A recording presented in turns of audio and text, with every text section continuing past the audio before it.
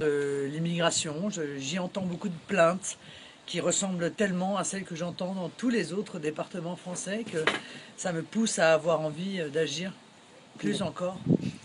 C'est un département où vous auriez bien ancré votre vie professionnelle, votre vie sentimentale est liée maintenant, mais Oui, oui, peut-être. Oui, j'aurais pu le faire. Bon, en l'occurrence, ça n'a pas été le cas. Vous savez que je suis attaché au Pas-de-Calais, je suis à Hénin-Beaumont, où je continue la bataille, mais maintenant avec les nouveaux modes de communication, la France est devenue petite, hein, et donc on peut tout faire. Et donc ici, c'est mon espace plus de détente. Je délègue à Louis le soin d'y porter nos idées.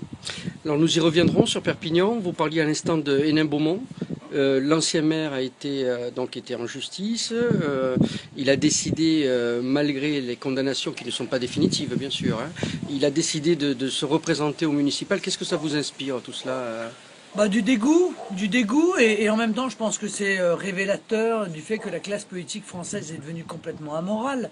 C'est-à-dire que bon, il s'est fait attraper, il vient de se faire condamner à de la prison ferme, ça ne l'empêche pas de vouloir recommencer à se présenter aux élections, comme d'autres l'ont fait avant lui, et d'autres ont été d'ailleurs réélus. Monsieur Bédier, il y a quelques semaines, hein, après avoir fait de la prison quand même, eh bien, a été réélu. Les Français devraient être quand même un peu plus exigeants avec leur classe politique.